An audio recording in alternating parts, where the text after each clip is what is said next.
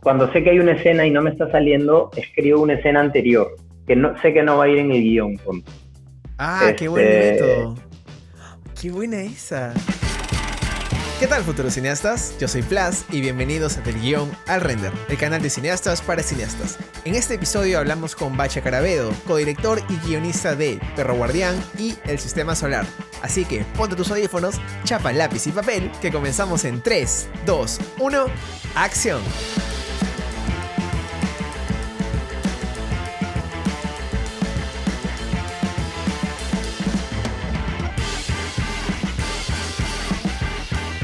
nace de varias, o sea, normalmente tienes como varias fuentes de inspiración, ¿no? Pero yo me acuerdo que había intentado escribir un cuento de un sicario y estaba ahí como mal escrito, tirado por ahí por mi bandeja.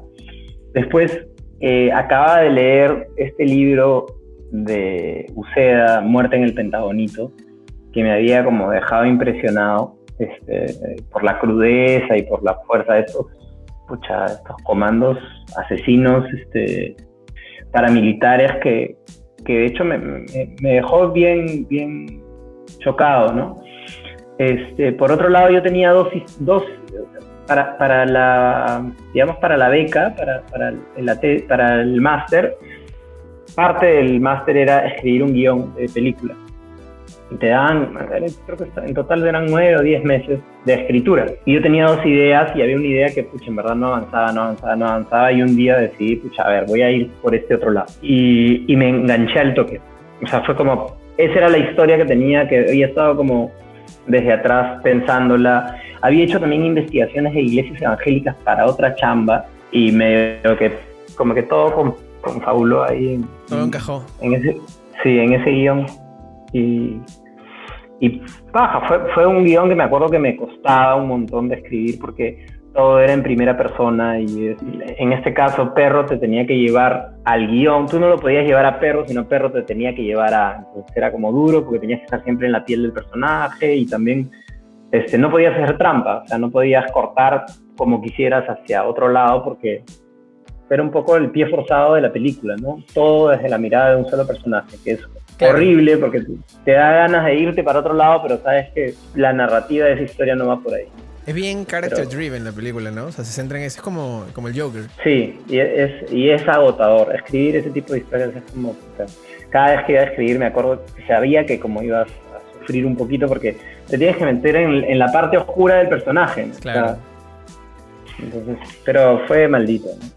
Y para escribir tu tiempo, ¿tienes algún método para crear ideas? Ya sea, no sé, pones post-its o tienes tus tarjetitas. A mí me gustaría ser como mi amigo Gonzalo Ladines, que es muy ordenado y muy metódico para escribir. Yo normalmente me hago trampas para escribir, es decir, me pongo proyectos y me pongo deadlines para poder escribir. Pues si no tengo un deadline, me demoro demasiado.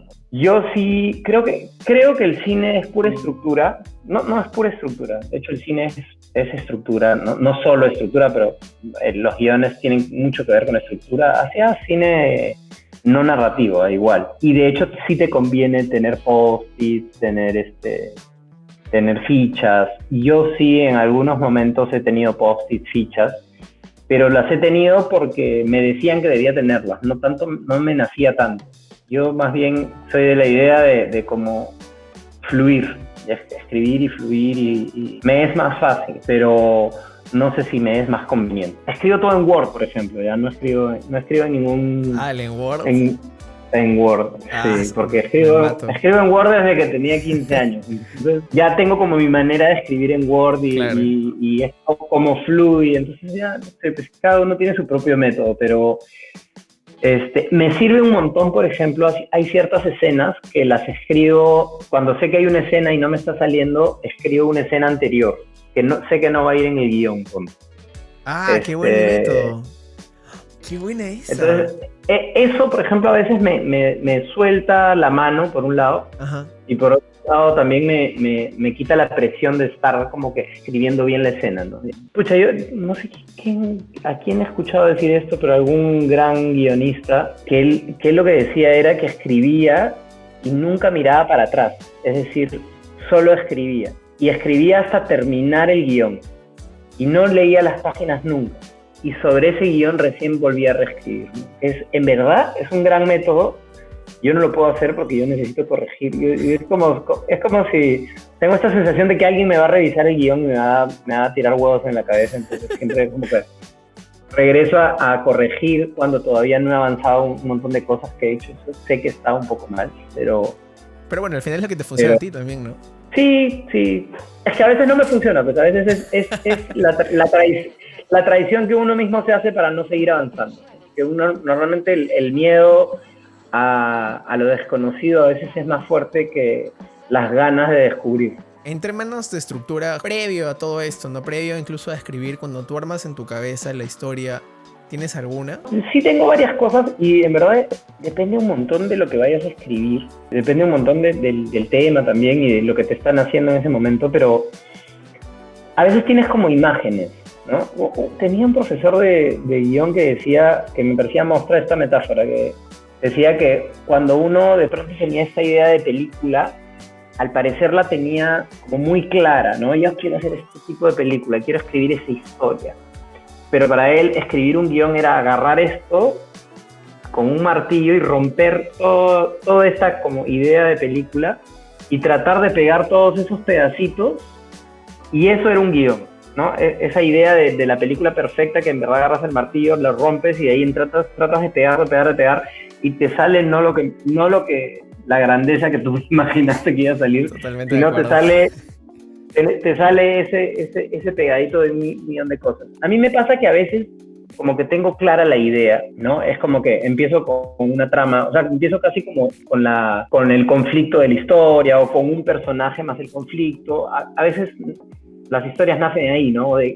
Tú dijiste hace un momento, ¿no? El what if tal cosa, ¿qué pasaría si, ¿no? Y de ahí salen un montón de ideas. A veces tienes muy clara esa como el conflicto o el personaje con el conflicto. A veces tienes como un final que no necesariamente va a ser el final, pero tienes como el final y el conflicto, o a veces tienes el arranque nomás, ¿no?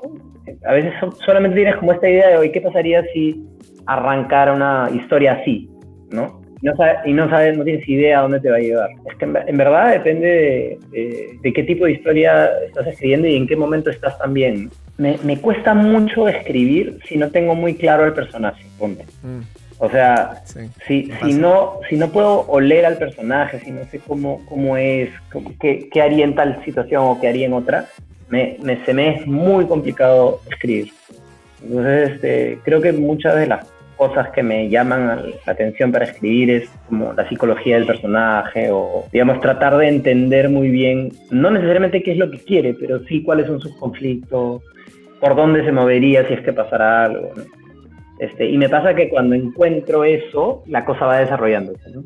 Y cuando no encuentro eso, me trago. Y me pasa mucho que desconfío de mí mismo, en el sentido de que yo sé que cuando estás escribiendo una historia, a veces el guionista se mete mucho. Es decir, a veces hay que dejar de lado. Obviamente hay trucos de guionistas, hay sembrados y cosas que tienes que hacer sí o sí, pero a veces, por ejemplo, lo que tú dices, ¿no? Que tú tienes 5 momentos y tratas de unir. A veces ese tratar de unir hace que se vea todas las costuras, ¿no? Sí. Que es como, te delata absolutamente, ¿no? Porque el personaje en realidad podría irse a la izquierda y debería irse a la izquierda, pero tú lo estás forzando para que vaya a la derecha porque necesitas que vaya a la derecha, porque así está pensado tu argumento, ¿no? Y de pronto ahí ya empiezan a surgir los conflictos y después dices, ¿qué pasó? Si está de puta madre esta parte y no está avanzando. Yo sé que Carlos Algándara es un actor que es bastante bueno, pero más tira para la comedia, o bueno, se le conoce bastante sobre todo a su madre, ¿no? ¿Cómo fue para meter a Carlos en el personaje de Perro? Pucha, fue bien paja la chamba con Cachín, y de hecho nos hicimos muy amigos a partir de Perro Guardián. Confió un montón en nosotros. Y pasó algo bien paja, que es Cachín odiaba toda la idea, no es que odiaba, sino a él no le funcionaba nada del método, del Actor Studios y Stanislavski y todas las cosas, digamos, más técnicas. Como que más técnicas, a él no le gustaban, no las entendía. O sea, no es que no las entendía, es que a él no le funcionaban. Y pucha, yo dije, ¿cómo puedo ayudarlo? ¿Cómo puedo para poder trabajar de otra manera? No es que, o sea, yo tampoco no soy ni un director de método ni nada. he estudiado, he leído varias cosas y todo, pero digamos, mi método es más un poco de todo, como cualquier director, me imagino, ¿no? Y encontré un libro que se llama ¿Cómo dejar de actuar? ¿Cómo dejar de actuar? Ya saben, gente, a comprar. Sí. ¿Cómo dejar de actuar? Me acordé, de Harold Guskin. Ponte, leí ese libro, y era un libro chiquitito, ¿ah? Que era justamente un pata que es coach de un montón de gente muy, muy famosa en Hollywood. Y él contaba un poco por qué él creía que no funcionaba para él el método y cómo él trabajaba su método, que era básicamente así en líneas generales, es el personaje que vas a interpretar, tú no sabes quién es, pero puedes saber quién no es a partir del fracaso. Entonces, digamos, él decía que había que como jugar un montón a partir de lo que tenías para ver qué pasaba, ¿no? Y que a él parte de ese jugar era ir encontrando el personaje. Y en verdad, pucha, Cachín leyó ese libro y dijo, puta, esto es lo que yo necesito. Y empezamos a jugar un montón. A veces funcionaba, a veces no funcionaba, a veces funcionaba, a veces no funcionaba. Y me acuerdo perfectamente que en una escena en donde, que no estaba en el guión, pero que inventamos una escena en donde él tenía que torturar a alguien con José Medina, un actor bien bacán. Y ahí me acuerdo que salió perro, en esa escena. O sea, cómo caminó, cómo habló, cómo no sé qué. Y ahí dijimos, oye, alucina que acá esto ha pasado. Y él también se sentía como muy contento de haber encontrado algo. Y a partir de ahí, él empezó a crear un poco su personaje, ¿no? Me acuerdo que él tenía sus maneras de abordarlo. O sea, había como interiorizado y memorizado corporalmente cómo caminaba perro. Son cojudeces, porque claro, uno dice ahí está caminando Cachín, pero en verdad, si tú te fijas en la película, su estructura hasta el caminar es totalmente bien distinta. Sí, es más encorvado, es más un poco así, ¿no? Bien distinto todo, sí. Y lo hizo a través del juego, a través de cómo ir encontrando quién no era o quién era. ¿Qué paja esa herramienta? Fue bien paja, fue un momento monstruo, ¿no? Y finalmente, ¿podrías invitar a la gente que está escuchando a ver el show de Larry? Bueno, a toda la gente fanática del guión al render, los invito a que vean el show de Larry, porque bueno, es una chamba que hacemos con un montón de amor y cariño y creo que nos divertimos tanto que creemos que pueden divertirse ustedes también. ¿Y tienes otras herramientas para dirigir? Aparte, por ejemplo, de esto del juego. Pucha, yo tengo como un montón de tips, así como que ya que te da la vida, cuando filmas bastante ya te das cuenta de varias cosas, ¿no? Pucha, uno de los tips así súper básicos es el volumen de voz. Hasta ahí el episodio del día de hoy. Muchas gracias a Bacha por acompañarnos y recuerden que si quieren saber más del ingenio de Bacha, así como sus tips para dirigir, pueden hacerlo escuchando el podcast que dejamos en el link de la descripción. No olviden de suscribirse y darle click en la campanita. Eso fue todo por hoy. Yo soy Plas, que sus renders salgan sin falla y conmigo será hasta una próxima semana. Corte y queda.